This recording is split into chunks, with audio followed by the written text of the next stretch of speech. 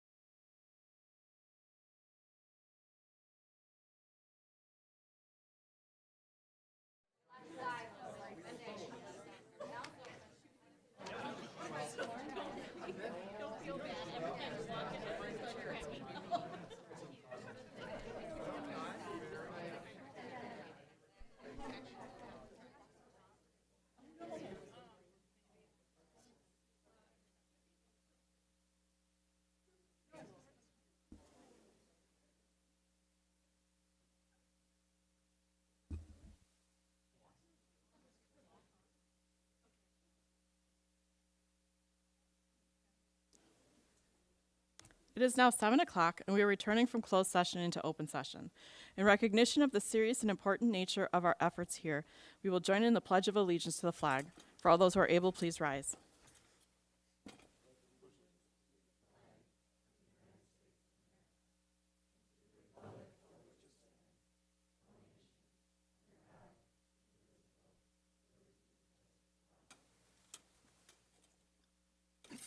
And now for those who wish to prepare for the meeting, we will have a moment of silence.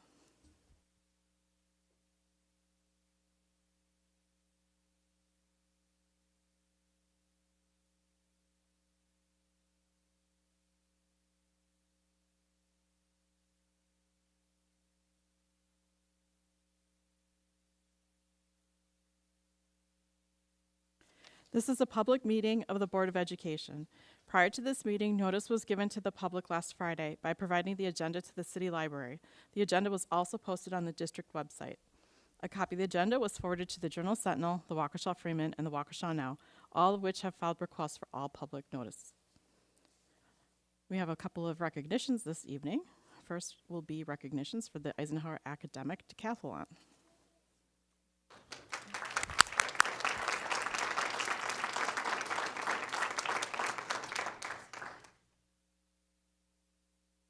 All right, thank you, ladies and gentlemen of the board, for having us.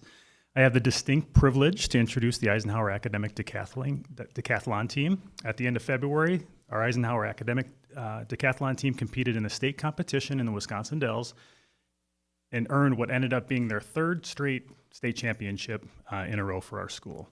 Under the leadership of Laura Rantham, Jody Rain, and the team.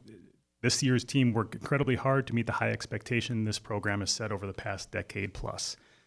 They've earned every bit of their success, and we couldn't be more proud of this program and how they represent our school and how they represent our district. I'll read off the names of our students, and then I'll hand it over to Coach Ramthan to say a few words about the team in this season. First off, Megan Bowling, Sean Bowles, Zach Chen, Tommy Fleming, and I apologize, Ms. Ramthan will explain that we have a lot of students that have other commitments this evening, and then two that weren't in school today either. Morgan Gagno, Alex Gerda, James Yeager, Amanda Molly,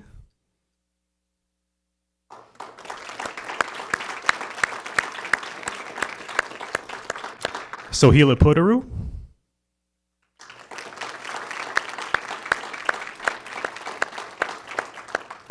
Ru Lin Yan, and Valerie Zong. Congratulations, and I'll hand it over to Ms. Laura Rantham. First, I would like to thank the board for taking this opportunity to recognize the excellence that this team has had. As he mentioned, it is our third straight title. But I think sometimes when we have that much success, it's easy to forget that it is still a lot of work every year and it shouldn't be expected. And given this team and a lot of new students, it would have been easy to call it a rebuilding year, but these students really stepped up and worked hard and earned every opportunity to be successful that they had. So I'm very proud of all of their hard work. And as Mr. Fitzgerald mentioned, we have a lot of students that participate in a lot of other sports and commitments. So this is kind of how we roll. We do what we can when we have it, and we work together when we're all there. So thank you very much for this opportunity.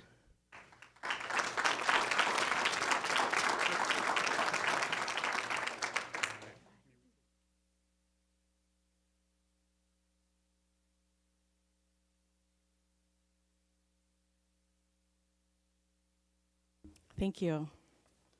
Our second recognition for this evening is to our outgoing member, Kate Unger. On behalf of the board, I would like to recognize your last 3 years of service here on the board and to thank you for that service. You served as not just a board member, but also for a while you were our treasurer. And for the last couple of years, you have been our chair of the personnel committee, where you have contributed quite a bit, including streamlining the superintendent evaluation, which has much improved, which I know from the years to come, we will always think of you when we're doing the superintendent's evaluation and appreciating that work that you did for us. And so we do have a nice little plaque for you. I'll bring it over to thank you and to remember.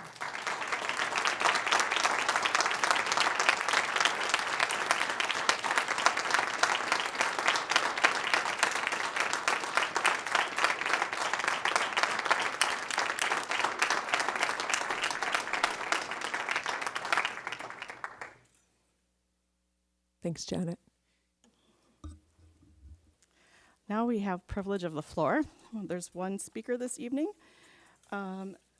Meetings of the board are conducted for the purpose of carrying on the business of the schools and therefore are not public meetings, but meetings held in public. This portion of the meeting is an opportunity for you to come and voice your concerns to the board. So please do not be offended when we quietly listen. We may even take notes. We do not immediately respond to your questions and comments. This is a time for you to talk and us to listen. Thank you for coming to voice your comments and concerns. When I call your name, please step up to the microphone, address the chair, and state your name and whether or not you are a resident in the school district. Each presentation will be restricted to a maximum of 3 minutes. Privilege of the floor will be limited to 1/2 hour.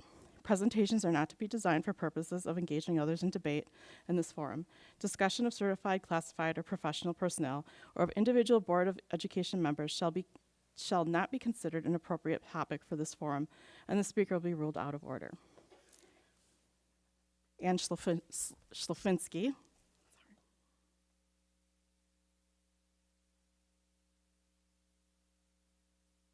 Hello, Ann Schaflinsky, district resident, and someone who has served as treasurer and on boards for PTOs, scout troops, booster clubs, raising tens of thousands of dollars for district groups and also facility improvements.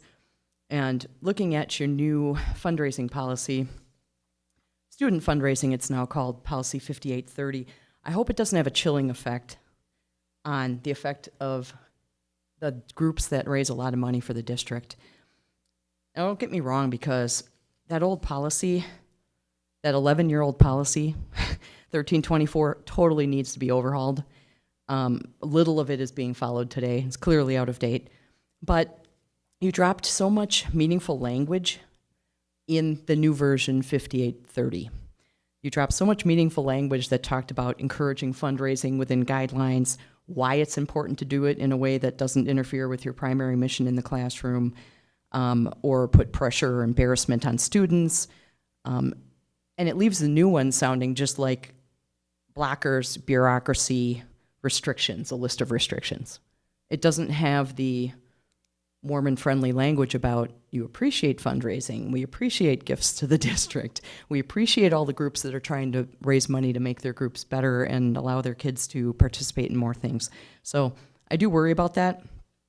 You also dropped out of the old policy a system-wide schedule, which I understand may be difficult to maintain, but could have been so helpful to the groups that are trying to not step on other people's toes when they're doing, say, a Mod Pizza fundraiser for the prom on the same day that the track team is doing a Mod fundraiser, you know. So, I mean, we don't want to step on each other when we're planning these things. So some things you dropped out of the old policy I think would be so helpful, and they're missed. You might want to consider things like at Eisenhower we get an email to all families about some fundraisers like graduation signs or the aforementioned Mod Pizza for prom. I'm not picking on them. Everybody needs to fundraise for that. Just an example. But then others aren't mentioned, like big events that raise tens of thousands of dollars, like golf outings or other fundraisers for other booster clubs and other athletics and other activities and groups, like Ckla and NHS and all of those. So it's kind of hard for us to understand as parents why some of them are promoted through district communications and some of them are not. So I don't know if that's something you could address in the future. I guess I just wanted to offer those observations to you because I can see, based on what was published, that it's already been adopted, the new student fundraising 5830. But just thought I'd share those observations, and also want to say one more thank you to Kate Unger for the great 3 years that she has served us and on this Board of Education. Thank you, Kate. Thank you.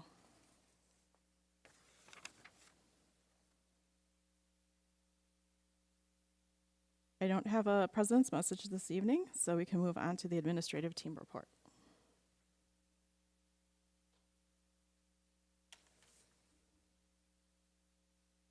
Sorry, we have this Eisenhower School update and then building tour. Good evening, everyone. This week started the start of the fourth quarter, and students are already getting excited for the end of the school year. In Spanish 4, students are beginning their Fiesta unit for the last quarter of the year, and they're continuing their studies of culture by learning about traditional Hispanic celebrations and weddings. In Engineering Design and Development, students are presenting a progress report about their projects this week, and they've been working the whole year to identify a real-world problem and design and build a solution to that problem. This year's teams are building from delivery drones to heat sensors in car seats in order to respond to the issues present in our community and the issues they find prevalent in other communities. The Student Union Blood Drive is this week, Wednesday the 13th, and spots are still available for students, faculty members, and community members to participate. We highly encourage anyone who is able to sign up and donate blood. Every donation can save 3 lives, so the more the better. Culture Club is preparing for the International Heritage Festival coming up in May. Ava Pankowski received a national gold medal for her painting, a gem of a gouache, titled Greasy Links. Her painting and many others can be seen in the Ike Art Show displays near the entrance of the Commons and in the front of the cafe. And for anyone here tonight, I highly recommend you taking a look at those paintings of all our wonderful students on your way out. For the first time in 3 years, Ike's forensics team was able to compete in person at the state festival in DeForest this past Saturday. The team brought home a total of 9 medals. Most notably, 2 students won the Critics' Choice Gold Award for a perfect score. Those students, Shanika Padaswamy, won it for poetry, and Shambi Shri for special occasion. Finally, the Eisenhower track team sent 14 girls and 8 boys to the indoor state meet this past weekend at UW Whitewater. This indoor season was the first indoor season for the team in 2 years, and some of the highlights from the meet were freshman Faith Werman, who placed 10th overall in the mile, and our boys 1600-meter relay, who placed 12th. Thank you. Thank you. Yes, I will kind of defer my update to the conversation related to our ELA work, and we'll go from there. Thank you. Okay. Then we have, are we still doing our Eisenhower School update and building tour? What's next? We are.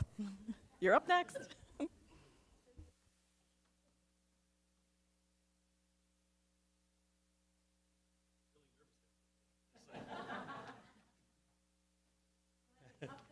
Yeah, I was like, wait, we put it together, I promise. Nice job, Simon, by the way.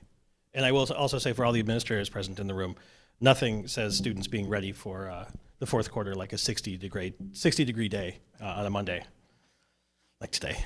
But everything's great. Good evening. My name is Matt Buckley. I'm the proud and fortunate principal here at New World Eisenhower. It's my honor tonight to give you a little glimpse into an impossible task of trying to capture all the wonderful things going on at Eisenhower that we have on a night where you have many other things on your agenda we know that are going to keep you busy. So we'll be as brief as we can. We will have a tour at the end.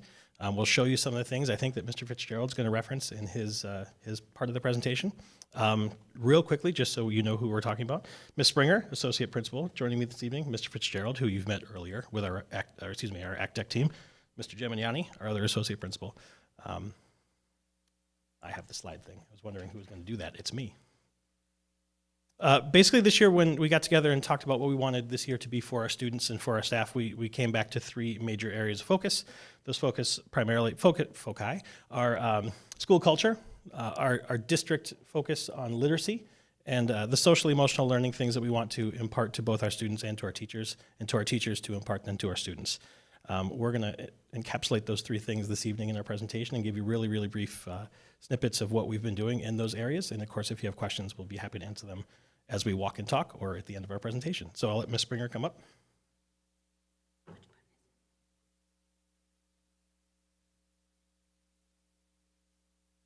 So in order to work on our student culture this year, that was one of our biggest focuses, and we decided at the end of last year to create committees with our staff based on things that they were passionate about that they wanted to do for our buildings.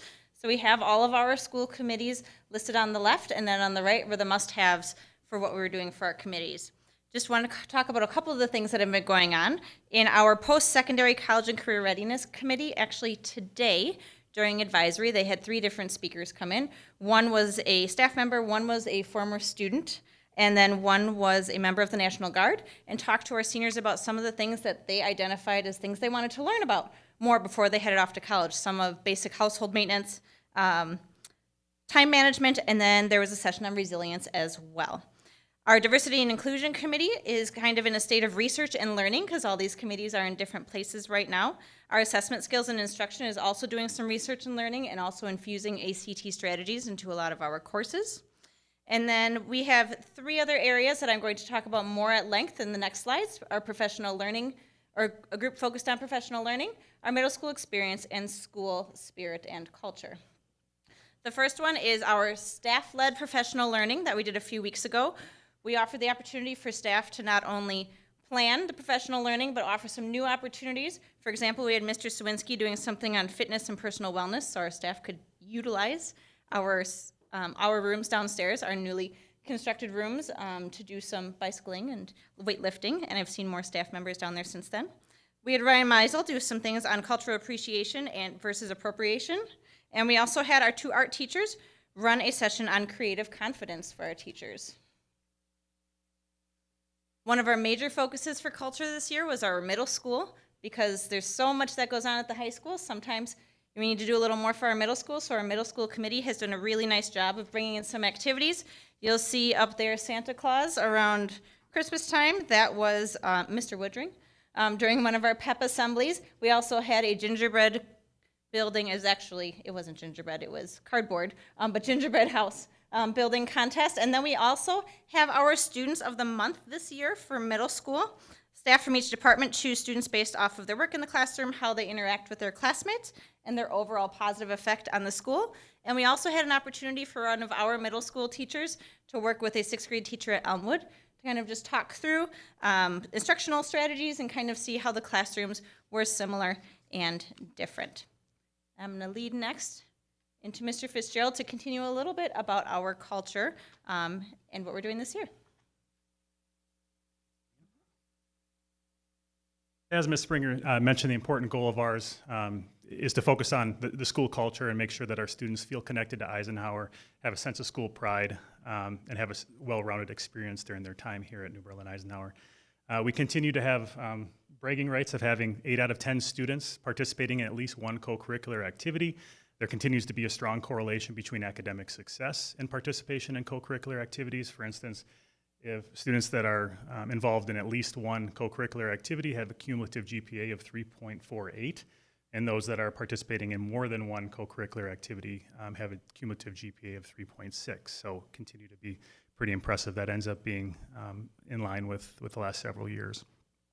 Just a few of the clubs that have excelled so far this year includes our DECA program, which always has high participation. We had 11 students who were named district finalists earlier this year, and 9 of those students earned a trip to the national competition and will participate in that later on this month. Oh, I'm sorry. Thank you. Thanks for not punching. Our Rube Goldberg team competed just earlier this year, just before spring break. They went down to Discovery World and they earned a 1st and a 3rd place finish. And with that, they also earned team awards for Best Technical Construction and also Spirit of Innovation Award. And they also earned a trip to their national competition that ends up being in Mankato, Minnesota, tropical Mankato, Minnesota. A club that just started this past year, and I think there was some jokes around here, called the Culture Club, has nothing to do with an English 80s band. They started off with just a handful of members. They've grown to now 27 members and have become very, very active in our school, putting together several fun events, including a school-wide scavenger hunt during November. Our Spanish Honor Society has also organized several events throughout the year, including a Day of the Dead celebration during Hispanic Heritage Month. And then another club that continues to bring great energy to our building is our Best Buddies Club. They continue to grow and have put on several fun events this year as well, including a fall scavenger hunt, and then a winter event where they invited friends to come in and build gnomes with them. And then the next event that they have coming up later this spring is the rock painting activity.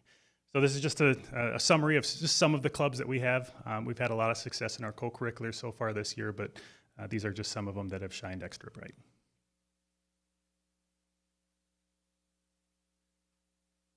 Wanted to share a few more things. Some are our clubs and some are just some other cool things that we're doing in the building. One of them in the middle is, he's back there too, our very own Scott Kasabuski, one of our custodians who's become a part of our New Berlin Build team.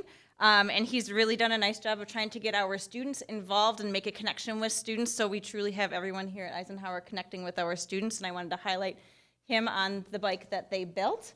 It's pretty fantastic. And they were featured last night on CBS 58 as well, correct, for about a 15-minute spread about the New Berlin Build team, which was pretty fantastic. We also had fundraisers going on. We have Unity Week, which is a big celebration as well, a whole week to talk about how we're unified. And we also have some unique opportunities that happened over spring break.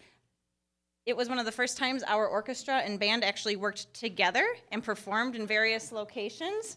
They worked together to great music, which they don't usually get that opportunity, and they had a really nice job, or we had a really nice time doing that and got to do that. They're playing in front of the Lincoln Memorial. They enjoyed it so much that they decided for trips moving forward, they always want to play with orchestra and band, not separate, which is fantastic. And then to show that we're making connections across town as well with West, we also had the Ike West art trip to New York City where they got to explore a variety of art pieces and really enjoyed that as well. So that kind of concludes this part of it. Want to pass off to Mr. Jim and Yanni next. Just real quick, especially the viewers at home, Mr. Woodring was at that middle school assembly, but he was not Santa Claus. That was actually Santa Claus. Kids are watching. Okay, so just want to clarify. One of the things we're really proud of is if you look at the numbers, I won't read them out, but our college, career, and life readiness has always been a focus of the whole district. We really talk about this K-12. But over this school year and the previous school year, you can see that our seniors have really taken advantage of the programs and the offerings that we have. This is a reflection of not only the in-person learning, but the virtual learning experiences that they're having. So we're very proud of that actual number that we've reached that high already, and it's only the end of the third quarter. So we have a lot of seniors that are still checking off the boxes. That number will grow, but our college, career, and life readiness has been a big focus for us really for the past few years, but it's a great number to look at for this year. And then to that, some things that we've always had to give those authentic learning experiences, a class like Flight in Space, and during the tour, you guys will get to go to the classroom where we have that class every year. But some things that return to Eisenhower as well as to West this year, we had our career day, so the first in-person career day in a couple years. It's an alternate year with West, so it's not unusual for it to be our turn, but that was a huge success for our 7th and 8th graders. And then we had Secure Futures earlier in the year. New Berlin West in their presentation talked about Secure Futures as well. These are people in the business world, volunteers, that meet with our seniors over 2 advisory classes to talk about financial planning, budgeting, the type of skills that we want them to leave Eisenhower with, whether they go into the trades, associates, 4-year college, or whatever it may be. So it's a great program. It was great feedback, and it's nice to have Secure Futures back with us at both Eisenhower and West. Of course, we have a number of college visits. Ms. Tanner is on the PA all the time, letting the students know when we have representatives from different colleges visiting at Ike. But we've also brought the industry tours back, so we don't really have any type of logo or insignia for that. But the industry tours have returned. We have 2 just this month, one for hospitality, and then this Wednesday, we have a group of Eisenhower and West students learning more about efficient and sustainable energy sources with Waukesha Power Systems. So that is going to be this Wednesday. Again, it's a combination of Ike and West students. So this industry tours, another reflection on how those benchmarks get hit by our secondary students. And then with that, I'm going to give it back to Mr. Buckley. I think one of the unspokens in the world of education is the delicate balance that we all have to do, I think, of listening to the students, listening to our colleagues, listening to our teachers, listening to our community about what it is that they want their students to have, and also being very good about looking at the data and reading data and interpreting data. And some of those things that we've gone over so far have been in response to things students have told us that they want, things that our parents and our guardians and our families have said that they would like for their students. And then by portion here, we're going to talk a little bit more about what our data is telling us. And I know this discussions have been going on in the district here for a while, but we focus very much on literacy and what it means to be literate in all aspects of the curriculum and all aspects of all the departments that we do here at Eisenhower and throughout the district. So on the slide, you see all the specific areas that we tie literacy to explicitly, both in our professional learning with our teachers and as leaders. and as teachers in the classroom, and how those tie to the district areas of focus as well. To that point, many of our teachers work in department teams and identify student learning objectives. They call our SLOs here in the district. And I'm not going to read them to you because hopefully you'll take a chance to read through them. But as you see, almost every single one of our teacher teams identified an area of literacy focus within their student learning objective to focus. So what they do is they then take that and drill down to the students in their classroom and the students they have charges of, and work through those their strategies as teachers to improve the students to be literate in those particular areas, because what it means to be literate reading music and what it means to be literate reading a graph in science are different types of literacy, but important in those particular disciplines. With regard to the specific data, just a couple quick slides for you. We're using FastBridge this year. EduClimber as our new data mining tool for how students are doing. We give 2 reading assessments that essentially are literacy assessments for our students in grades 7, 8, 9. And as you can see, from fall to winter, we give that test 3 times. I think you've heard this maybe in some of your other board presentations. Eisenhower statistics are up there. So we have a wonderful and challenging task of being an outstanding school with outstanding students. So our changes are incremental, but those incremental changes are massive in terms of what they mean in terms of real output for students. So for us, the number on that slide, I think that's most beneficial for us is we moved 17 students who previously weren't in the proficient range to proficient in those 3 grades, which is outstanding. On the second test, which is the auto reading, an auto reading assessment for us in FastBridge is much more like a reading comprehension, a traditional reading comprehension assessment that you might know where you are looking to identify what's in a passage and answer questions about that on an exam or an assessment. In that particular assessment, we moved 20 students who were previously not proficient into proficient. And a side note, we did have 15 more students tested in winter, which I taught English, but math people will tell me is statistically important because we moved more students up while we had more students being tested, which I think they say is challenging to do. Not sure. So. To that end, we had to adjust our school goal. Our school goal, we originally thought we were going to move holistically our students, our school learning objective. We wanted all of our students to move at least 3 points on their FastBridge assessment. They blew us out of the water so much that we needed to then adjust that at mid-year to say we want to move everybody 10 points. So a 7-point increase in our school goal overall because our students perform so well from fall to winter, which is outstanding for both the students and the teachers teaching them. Transition back. For the last couple of years, we've tried to develop really strong relationships with the elementary schools. I think Dr. Sanders will be the first to agree. She's a huge champion of that transition, exposing our elementary friends early so they feel more comfortable and they understand how Eisenhower works as we're a 712 building. So some of the things up here, focusing on literacy, of course, but those school committees, there's that overlap with social emotional learning and school culture. So a couple things we wanted to highlight. Once again, Herman Estrepo and his Earth Space students have a partnership with 3rd graders at Orchard Lane in the weather unit. It'll be a culmination of those 3rd graders coming up extra early for transition experience. So they can come, they get a tour of the building, they get to hang out in our science rooms, and they get to enjoy some popcorn sold by our foundation students every Friday. To my right, we have the Kindness Club. Our foundation students, our students with most significant needs, spend a day at Orchard Lane working with the students there, working on projects and activities. And then in the lower left, we have our reading support students that have a relationship, again, with Orchard Lane in that picture where they do read-alouds together, promoting that literacy level. The kids that are working to grow in their reading skills, and then they get to apply them with their elementary school friends. Some other things we did this year, our world language students went to Elmwood to help build websites based on their world language, their content area.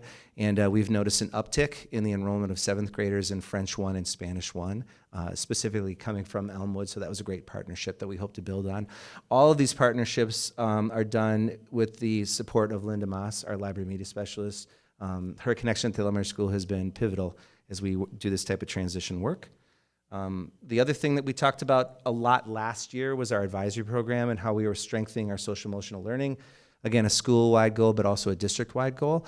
This is fully implemented. So 7th and 8th grade are using Second Step, which is that next bridge from elementaries. The elementaries also use Second Step, so we're in the middle school program with them. And then our 9th and 10th grade do dialectical behavioral, we call it wellness and resilience here, don't we? DBT skills for schools. I'm out of practice on that one. So that is a 9th and 10th grade curriculum. The unique thing about advisory is we loop, much like West. And so these students are in an advisory group with their advisor for 2 years. So going into the school year, Ms. Springer and I made sure that the students in their advisory groups either currently have or previously had their teacher that serves as their advisor to help build that relationship, especially as we are introducing this new curriculum. A couple of things to highlight just out here. Change of Mind Club, a co-curricular club that has always been in existence, continues to thrive, taking the stigma away from mental health. We also have one of our student support groups, building and maintaining healthy relationships with our school social worker, working in small groups, helping our students start those friendships, start those healthy relationships, and then how can they continue to grow and maintain them. And then both Ike and West, as part of our Wednesday professional learning, was working with Neil Falora and bringing some mental wellness, some mindfulness to our staff first, and then if they can then extend that and apply it to the classroom. So that's been a joint effort between Mr. Buckley and Mr. Fezemeyer at West to bring that to the entire secondary staff, and that has been well received this year. And then the last thing, you might recognize the woman in the upper right, that is our state champion ACDEC coach, Laura Ramthen. She and her committee, the school culture and climate committee, started Word of the Month. So the first Monday of every month, our advisors 712 promote the Word of the Month campaign. And then it's a visual campaign throughout the school, utilizing the screens around the school building. February was integrity, March was passion, and April is perseverance, which goes along great with those senior advisory presentations that we had today. The idea is you have celebrities and staff talking about what those words mean for them, how they use it in their everyday life. Again, another example of how the school committees are focused on our 3 building goals that are in our school action plan. Now we go back to the tour director. I'm going to read this slide to you, but thank you. We are going to hopefully take a tour. A couple of things before we go. Eisenhower has traditionally been one of the best schools in the state of Wisconsin, and I want to be real clear about why. That why is because we have an outstanding staff, and we have an outstanding, I'm lucky and fortunate to have an outstanding administrative team to help me, and we have an outstanding community that supports Eisenhower. So that starts obviously with the board. So thank you very much for your support of Eisenhower. It's an impossible task to try and fit in about a 15-minute presentation all the great things that we do, and our students do, and our teachers do. So we'll be happy to share some of those more on a tour with you if you'd like. However, disclaimer, if you want to stop at the art show pieces that are still up there, including the National Gold winning one. What was it? Greasy Link. Greasy Links, which is a tremendous award, level of award for that young lady. Please do. There's nothing I'm going to say on tour that's probably more artistic or more beautiful than what you can stop and see there. So if you don't do it now, please do it later. Otherwise, I think we could maybe do some walking and talking. Thank you for your time, and thank you for letting us talk about Eisenhower.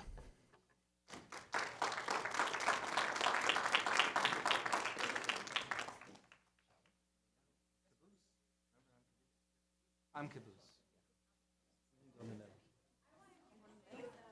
Well, it'll turn into a bit of an...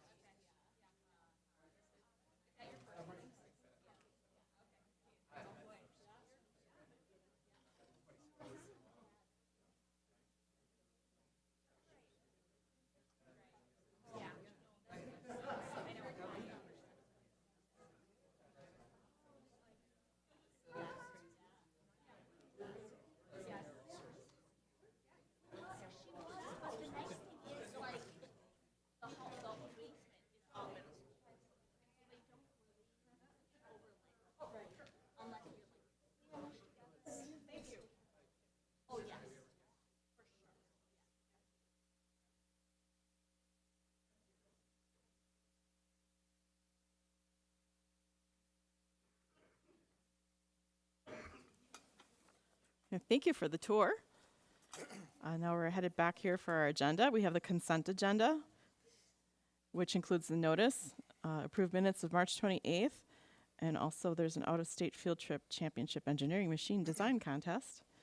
Are there any items that should be pulled out for separate consideration? Do I have a motion for the consent agenda? So moved. I have a motion by Mr. Helmer, second by Mr. Kurth to approve the consent agenda as presented. Any discussion?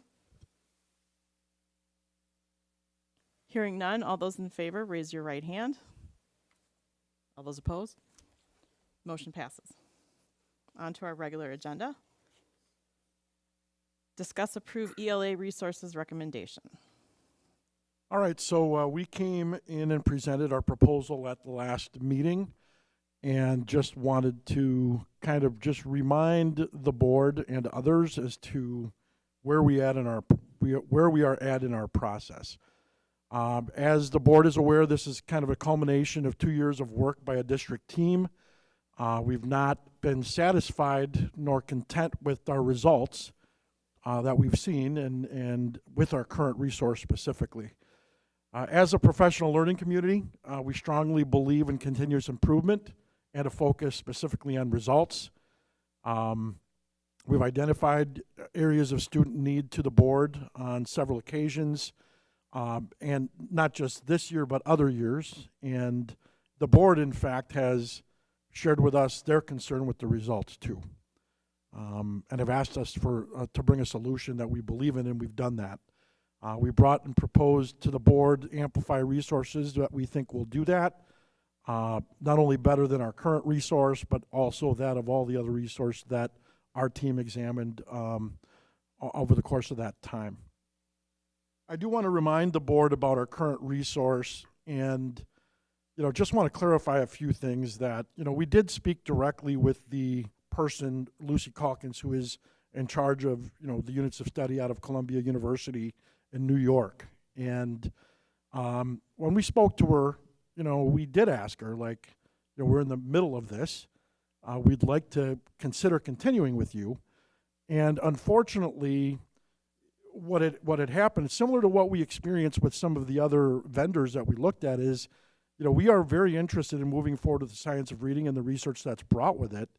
And quite honestly, she, like others, are not really going to be moving in that direction. In fact, she has suggested that she may align with that in grades K2.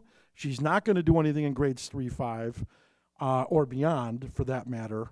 And that, quite honestly, for us, we didn't see a true commitment to the research, and no new resources were available for us to review. In fact, she wasn't looking at having resources available until the fall, which, again, we have been working with her for quite some time, and to us, that just eliminated that option for us. And based on the results that we had seen for years, we're not content, based on our scores. Further, she did mention that one of the key components that she would be adding was that of adding social justice into all of her units and not just some. So the cost breakdown, which was raised by one of the board members, certainly it's a significant expense for the district. These are essentially one-time costs. So once we pay for these, it includes the resources themselves, all of the attachments with that, as well as training. And so you have those costs there. And then for the high school, it kind of breaks down a little differently because we're moving a little different in that area. And so, we broke it down, and we did provide a lot of this detail. And, for those community members that are out there, we did provide responses to as many board questions as we could address. I apologize that I don't know if I checked my email after 5 o'clock, but I do know that we had a couple questions even yet today that we were trying to address here. In fact, this was one of the questions that was brought up to our team, was the cost and was it a one-time cost, as well as, how it will work. And then even further related to that, I want to clarify one thing. We have not received ESSER $3 yet. But what could happen is that as a result of what we're doing tonight, these resources and the training do qualify under those standards for ESSER 3 for us to be reimbursed. So everything that's proposed in the previous document is eligible for reimbursement through those ESSER dollars. And so, but again, we're not necessarily banking on money we don't have at this time. This money is in our budget. And I do want to clarify that we have known that ELA cycles are costly. They always are. And so that is another reason, other than the fact that the ELA standards at the state were newly defined over the course of the last year. And so, we're ready to move forward with this. And I guess I'll have Kelly come up to just kind of give a final kind of piece as it relates to. Hey, real quick, Joe, the 1.8 million for ESSER 3, when does that have to be spent by? Patrick? We have to claim it by September of 2023.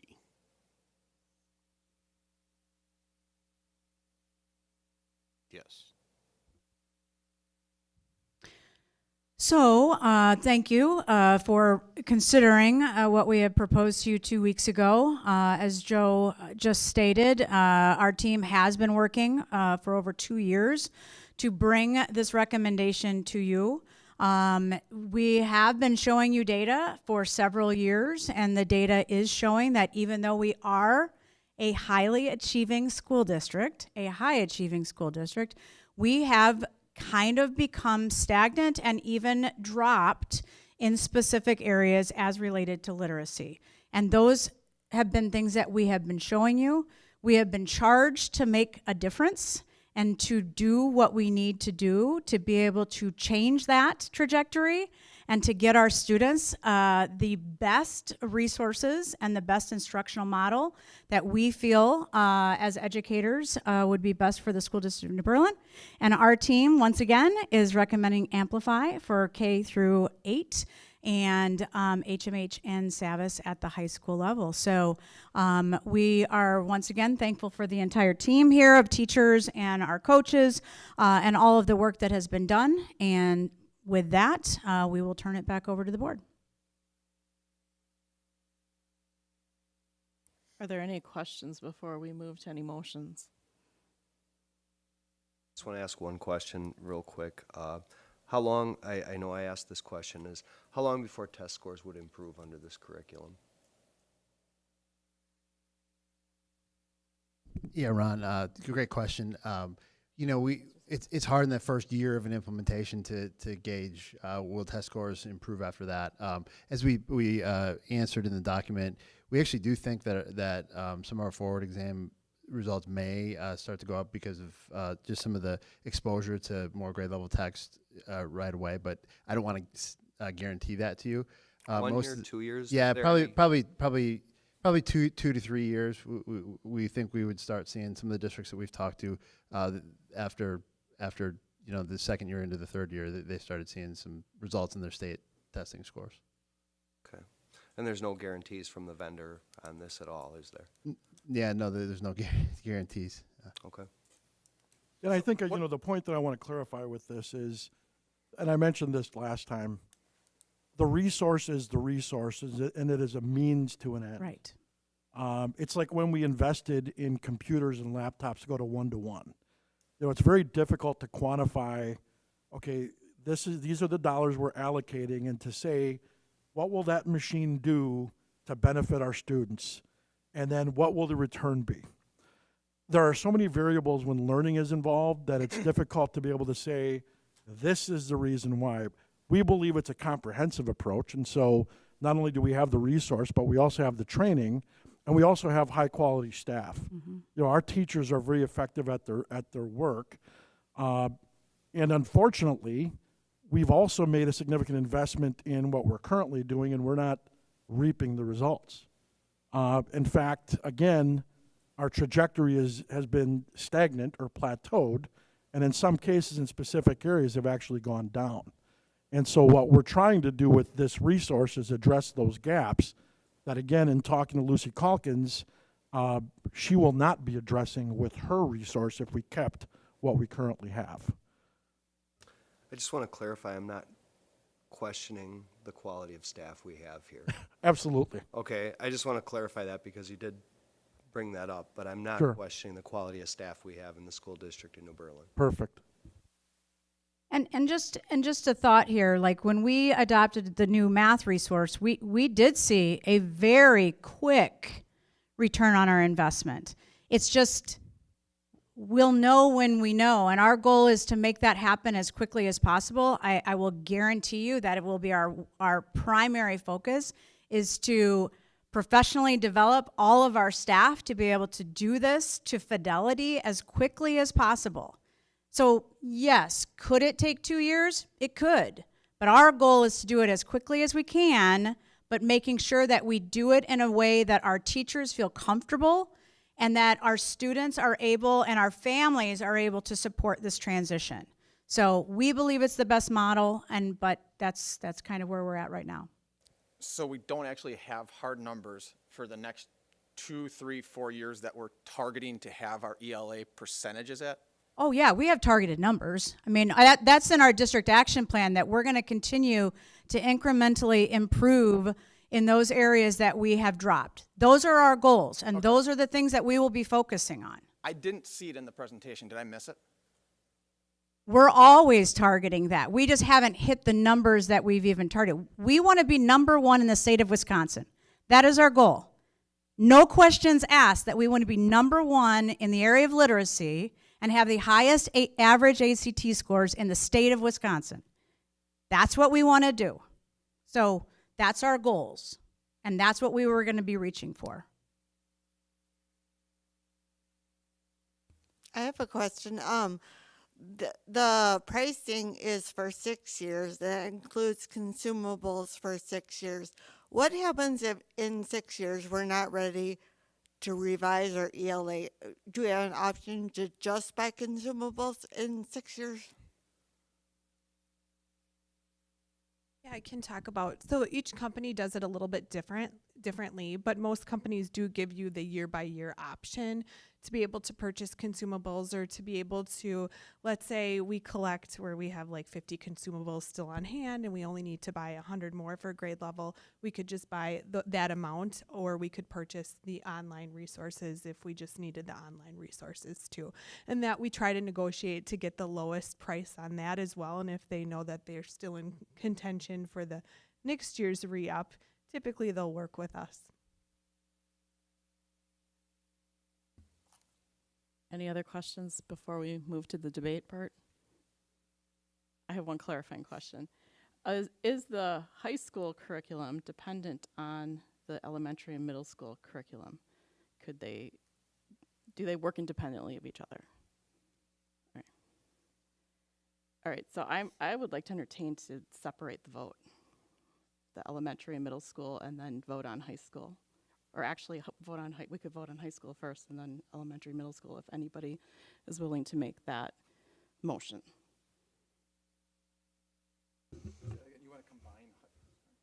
You want to combine high school, so just do high school No, and then do middle school, elementary? Right, so the Amplify we could vote on separately, and then the high school curriculum, vote on that. Okay, it sounds like nobody's interested. That's fine. No, I'm sorry. I would be interested in doing that. Okay, then I need a motion to approve one of them to start with. So I move that we approve Amplify for K-8. Okay, so I have a motion by Ms. Unger and a second by Ms. Crosby. And of course, I always got to remember that the person who makes the motion does have the first opportunity to speak. So if you want to speak first. Sure. I think, our administration does a great job in the past of selecting curriculum. I'm very happy with the math and social studies curriculum that we adopted. I did go in and review the ELA curriculum. I also watched one of the tutorials that was recommended to us. I think it looks like a very rigorous and comprehensive program, and I am in support. Do you have anything to add? The only thing I had to add is more in like my personal experience, and that's that I do agree that the current ELA is not probably as rigorous because I had two kids graduate from Ike, and both of their English, I had to hire a tutor to be able to score well enough on the ACT. The other one scored pretty low on the English side of the ACT. So I think that will be doing a benefit to all of our students in New Orleans if we look at I don't want to say it like a different way of teaching them, because the current way just isn't cutting it right now. Ckla is an equity ELA program. This quote was taken from their website. Amplify Ckla is a core instructional ELA program for students in K through 5 designed with equity in mind. The program aims to solve the problem of students from economically disadvantaged backgrounds. This seems to be consistent with most of the schools that have adopted Ckla. They are large urban districts, and they're trying to move from 20 to 25% proficient. My goal is for our district to be 70% proficient in ELA. I've asked 2 to 3 times specifically for a list of high-achieving school districts. We were not given actual names, but we're given some growth information for 2 schools in suburban Syracuse and suburban Tempe. Since I was not given their names, I could not pull their ELA proficiency data to compare them to us. I was also sent to the Ckla website. They list about 5 or so districts that you can find data on. I did not cherry pick these. These are the best of their stories. These districts all have had programs in place for at least 3 years, and some are going on 10 years. So these districts have had ample time to work the bugs out. Wapato, Washington, 20.6% proficient. Bryant School, California, 10.2% proficient. Sullivan County, 24.4% proficient. Falcon, Colorado, 47% proficient. The state average is 48%. Tulsa, Oklahoma, 11.8% proficient. The Ckla president had to publicly address how bad this implementation has been. Sorry, pass those down. The sheet in front of you are from the marketing document from Lucy Calkins. While I'm not suggesting we adopt their new copyright, it is eye-opening the difference in scores from the marketing information that they share when compared to Ckla. They show districts in New York City that are achieving 52 to 75% proficiency when following their program. SDMB was 60% proficient while using Lucy Calkins only 2 years ago, right before COVID. We know it works. We have proven it several times. This proves we don't have a curriculum problem. We have an implementation problem. As evidence of this, several families have told me their children are not being sent home with books to read at home. This is clearly an example of some classrooms in our district not following the expectations of our literacy instruction. You have my full financial support to purchase resources to improve our ELA scores, but it has to be done using a proven formula that is fact-based and data-driven. This is a 6-year commitment, so before voting on this, please consider these facts. Ckla is over 10 years old and is in 38,000 classrooms, and not one of the districts listed on this marketing data is beating us today. From what I can see, out of the schools that are beating us, around here and throughout the country, none of them are using Ckla. Most are using Lucy Calkins or a homegrown solution. Knowing these things and moving forward does not make us pioneers, it makes us reckless. Sorry for my diatribe. Any other discussion? Go ahead. Is that okay? Go ahead. Okay, I didn't know if somebody else had told you they wanted to talk. Nope. Okay. Thank you so much, Janet.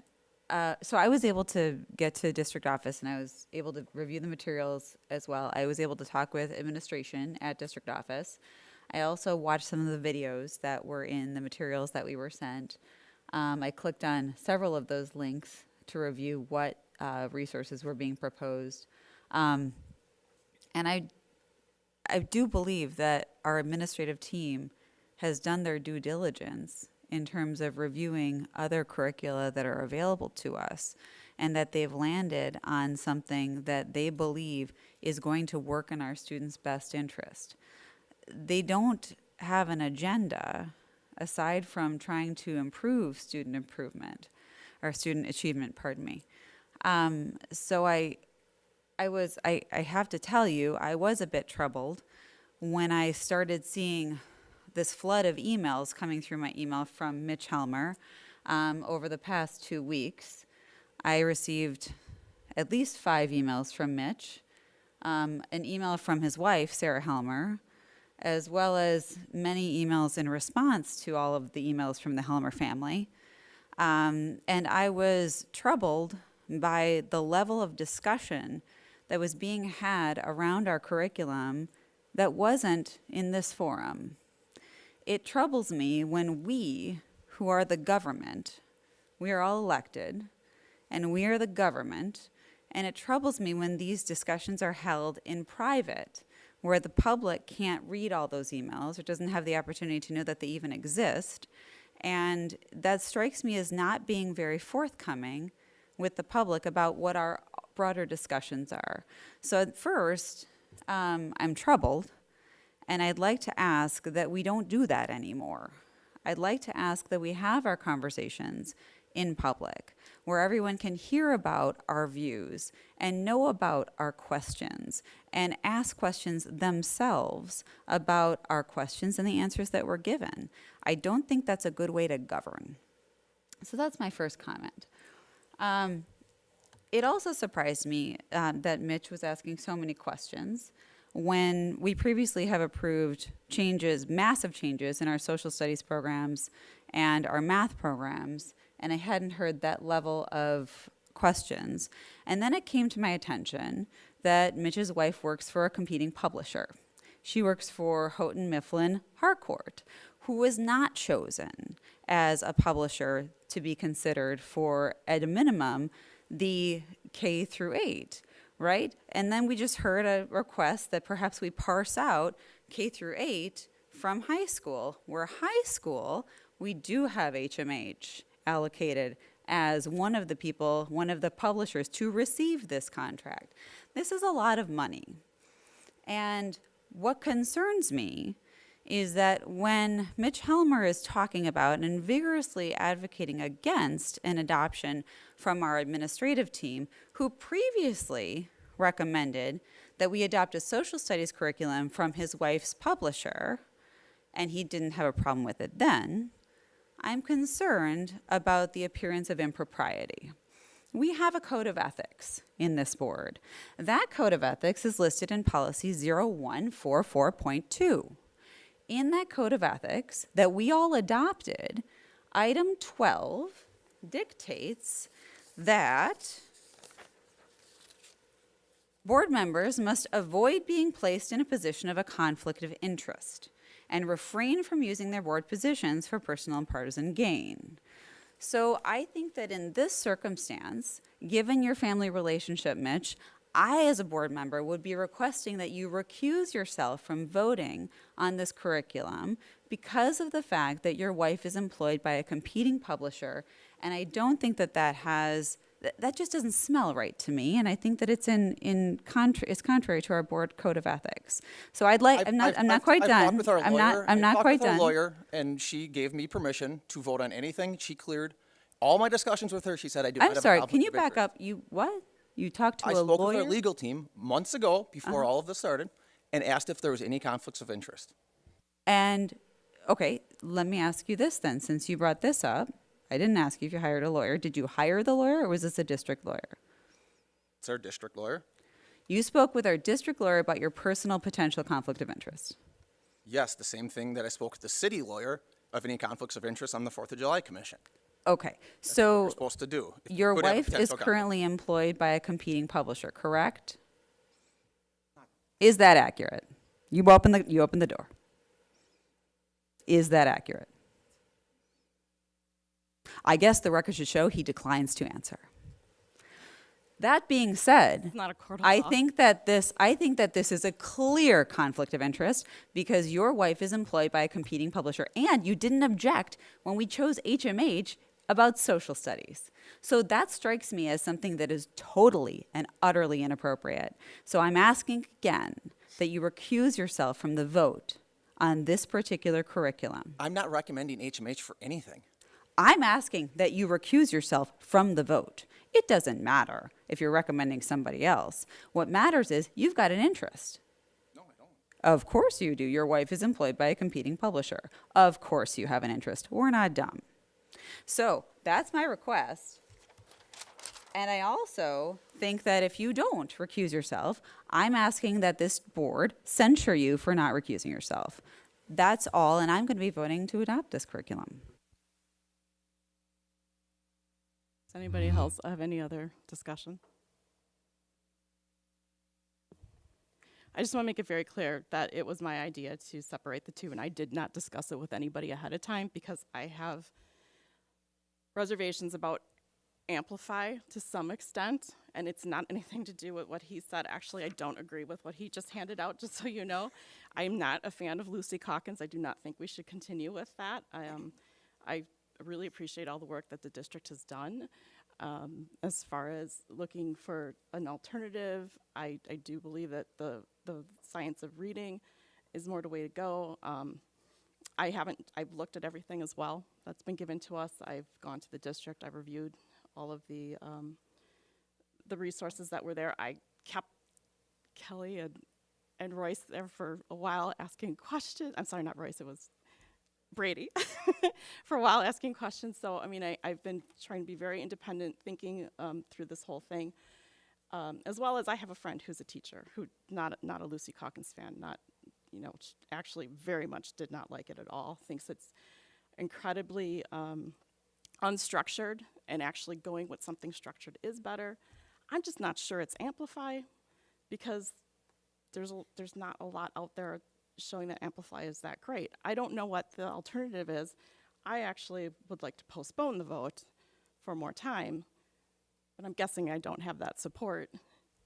But if anybody is willing to postpone, the other thing I just want to mention, I'm not crazy about having to review curriculum over an election because I think it's unfair for the outgoing, if anybody's ever outgoing, because now it's, if we would postpone it, there's a new board member, and I would wish that in the future that it would be done at a better time when there's not a possible turning over of the board and somebody's voting right as they're leaving or somebody's voting just as they're coming in.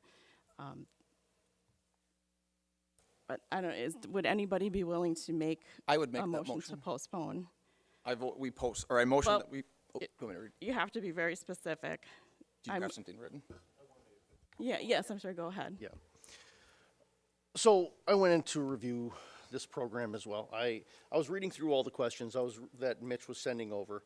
And the one thing that always kind of comes to mind when it comes to our specific district is this. The people that are putting themselves on the line for this program are our teachers and our administrators because they're the ones backing it.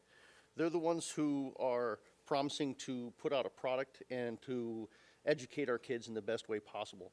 The ones who are at risk are not the people here on the board. It's the people who are willing to take the risk of trying to find a curriculum that they think that will work. We have tasked this administration fairly heavily almost every single week with some sort of either financial cut or a way to be more cost efficient with our teachers and our educators. We're trying to always find the best way possible to educate our kids, and they do an incredible job, and it's shown year to year to year.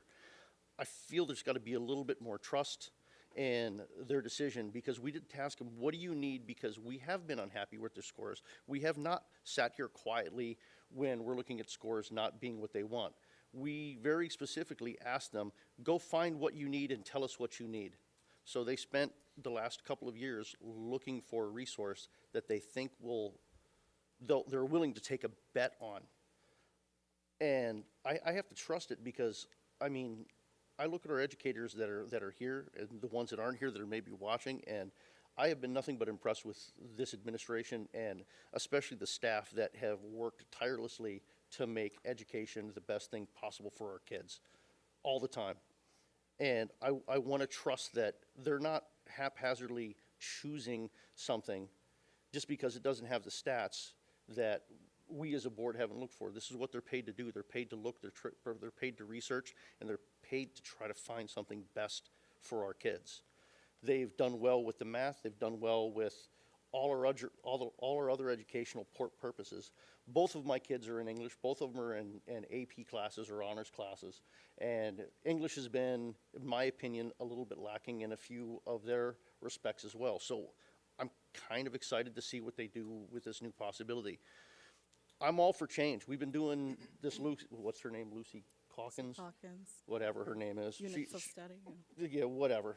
She hasn't impressed me for the last 10 years, and I'm willing to make a change because she hasn't been impressive enough based on the responses that she has given the administration based on the questions that they're trying to move forward or fill these gaps. And if she's not interested, well, I'm not interested in working with her either. If she's not willing to change or adapt, then she can go away. If this is the resource you need, I'm all for it. I just wanted to mention, I wanted to clarify why I'm making a bigger deal out of this than other curriculum that we've done. ELA, that is the basis of all the other curriculum. Basically, if you're not a good reader, writer, communicator, you're going to have difficulties in all the other classes. And so I know I reviewed all the math curriculum and I reviewed the social studies when we had it. And yes, I wasn't as cautious maybe with that one as I am with this one. So I just wanted to make that clear why this is a bigger deal. But does anybody else want to postpone it? Otherwise, we'll take the vote. I think we should let Ron speak first if he wants to. I'm sorry, Ron, did you want to still speak? Sorry. Yeah, I apologize for not going to it. How I'm looking at this is I always look at things from a financial implications, and I'm looking at a $821,000, $821.97 for the K through 8 curriculum. And we're looking at 2 to 3 years down the road, but in 6 years, we're going to be right back here again. So we're looking at 3 years for possibly 3 years of improvement test scores, and then in another 3 years, we're going to be right back looking at something again, because they said it was a 6-year window. So it doesn't make sense to me that if we're looking at 1 year, 2 year, I can deal with that. 3 year, on a 6-year window, I worry a little bit about that. So that's really all I have. I appreciate everything that everybody said. And I appreciate all the work that's gone into reviewing this. I do. So thank you. Thank you, everyone, for your comments. I'm sorry. Go ahead. One quick thing. Yes. So to speak to Ron's point, I also really do have to, I look at the financial implications too, Ron. I agree with you. I think that's a really important component of what we do. But we can't look at finances for the cost of education in a vacuum, because the kids that are in our district, those 4,200 some odd kids, are not widgets. It's not like add this thing and they'll be successful. Add this thing. Oh, I'm sorry, I'm just going to finish. I'm not trying to say that you said that. Okay. Let me just be. wanted No, to clarify that I'm up sorry. front. No, but I'm saying, because I think that, that was one of the questions that I saw that you would ask. And what's the return on investment, for this investment? Because it's a big investment, and that's fair.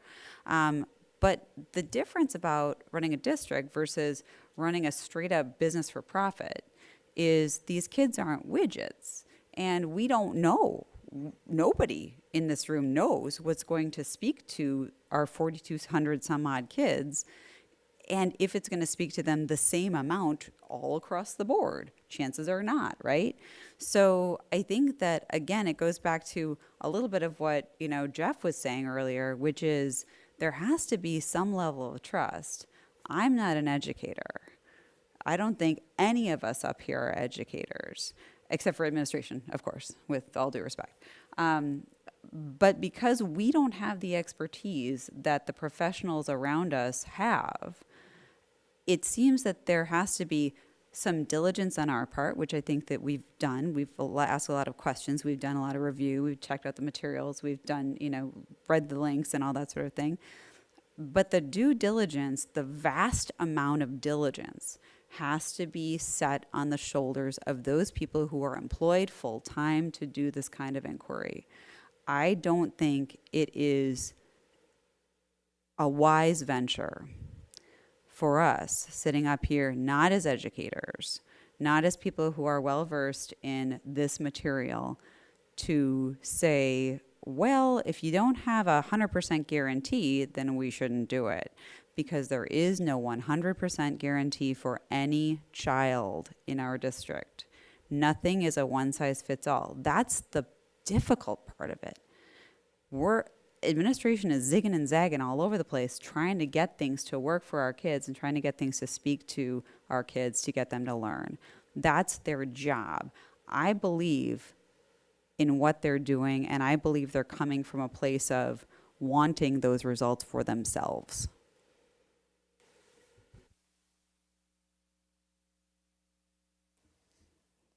There's no doubt. I don't agree with that they're coming from that place of wanting, what's best and to get to those results. You mentioned one size fits all, and that's really what my concern is about Amplify, is that it's too structured and that it won't be flexible enough for the individual needs of students. I'm just being cautious about that. And I do really rely on the content knowledge, the expertise of our administrators, obviously, but at the same time, we're here as that check. And if something doesn't seem right, we're responsible. We're about to make a vote, and I just want to be careful. That's all. Any other discussion? Sorry. Okay, is there a motion that someone would like to make in regards to? I think we should. I'm vote sorry. on Do the we want original to? motion. Does anybody else agree with me to postpone? No, obviously not. Do you? All right, then we're gonna have to take the vote because we only. Yeah. Okay, so discussion is ended. All those in favor, raise your right hand. All those opposed? Motion passes. I will then move that we approve the 9th and 11th grade curriculum selections. I can't remember which one was which, so I'll leave it at that. The high school curriculum, yes. I'll second. Okay, so we have a motion by Ms. Unger and a second by Ms. Crosby. Any discussion on this one? Okay, no discussion. Then all those in favor, raise your right hand. All those opposed? Are you opposing? Oh, sorry. Okay. Keeping it down for the yes. Okay. Motion passes.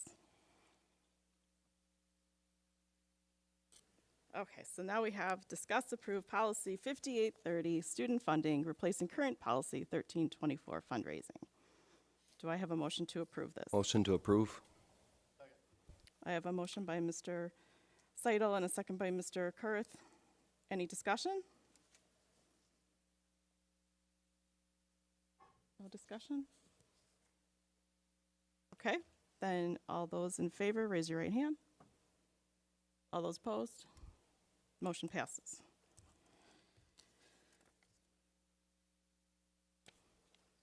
My pages are stuck.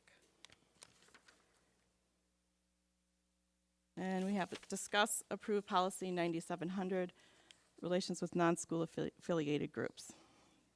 Do I have a motion? So moved. Second. Oh. I have a motion by Mr. Helmer and a second by Mr. Kurth. Any discussion?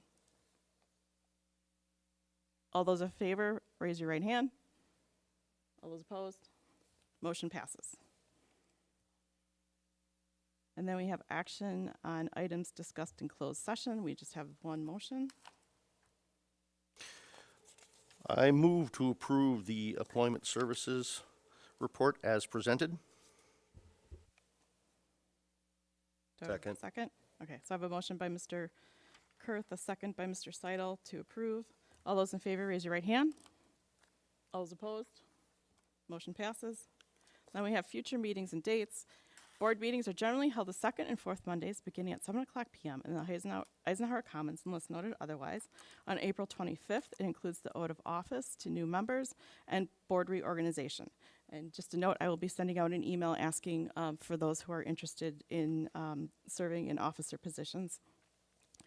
And then there's also a 5:30 Finance Committee meeting that same day. May 9th is at Orchard Lane, and it's also including a building tour. And May 23rd is at Elmwood, which includes a building tour. Other important dates and events to remember: April 30th is the New Berlin Police Department Drug Take-Back Drive-Through Drug Collection, 10 a.m. to 2 p.m. at the Moreland Reserve Health Center. And May 21st is Safety Saturday, 9 a.m. to 1 o'clock p.m. in the Children's Hospital at New Berlin. Do I have a motion to adjourn? So moved. I have a motion by Mr. Helmer and a second by Mr. Kurth to adjourn. All those in favor, raise your right hand. All those opposed? Motion passes. This meeting is adjourned.